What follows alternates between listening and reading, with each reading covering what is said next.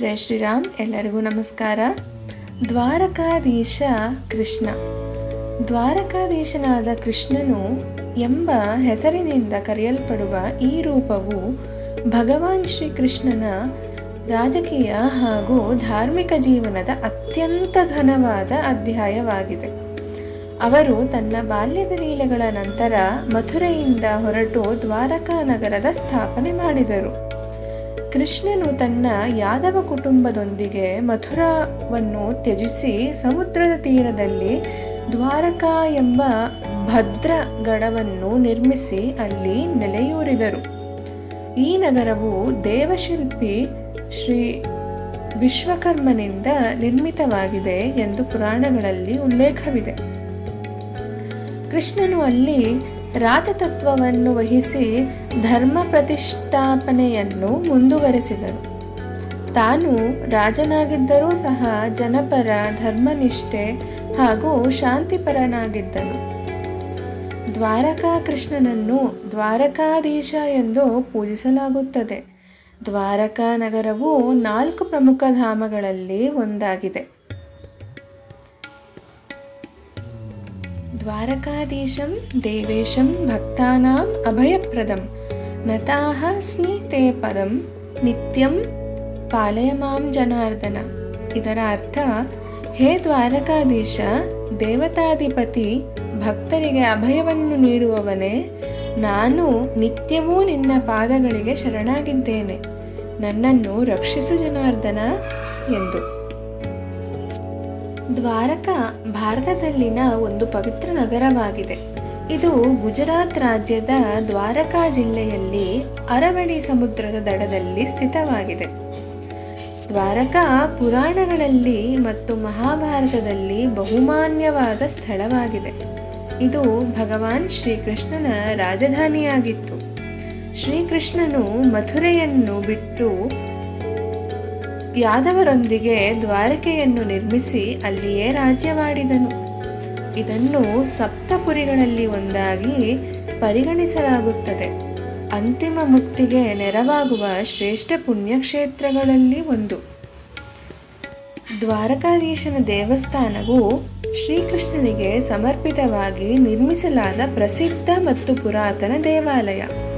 ಇದನ್ನು ಜಗತ್ ಮಂದಿರ ಎಂದು ಕರೆಯಲಾಗುತ್ತದೆ. ಇದು ಸುಮಾರು 2500 ವರ್ಷ ಹಳೆಯದಾದ ದೇವಸ್ಥಾನ. ಮಹಾಭಾರತದ ಪ್ರಕಾರ ದ್ವಾರಕೆಯು ಸಮುದ್ರದ ಜಲದಡಿಯಲ್ಲಿ ಮುಳುಗಿದ ನಗರವಾಗಿದೆ. ಸಮುದ್ರದಲ್ಲಿ ಮುಳುಗಿದ ಪ್ರಾಚೀನ ದ್ವಾರಕೆಯ ಕುರಿತಂತೆ ಸಮುದ್ರದ ಅಡಿಯಲ್ಲಿ ಆಧುನಿಕ ಕಾಲದಲ್ಲಿ ಅಸ್ತಿತ್ವ ಪತ್ತೆಯಾಗಿರುವ ಅನೇಕ ಸಂಪತ್ತುಗಳಿವೆ.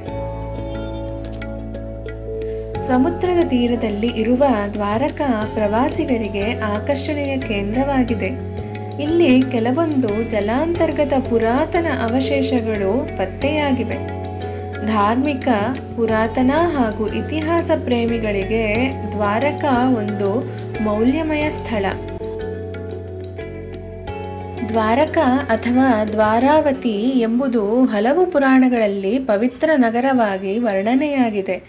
ಮುಖ್ಯವಾಗಿ ಈ ಕೆಳಗಿನ ಪುರಾಣಗಳಲ್ಲಿ ದ್ವಾರಕೆಯ ಕುರಿತು ಉಲ್ಲೇಖಗಳಿವೆ.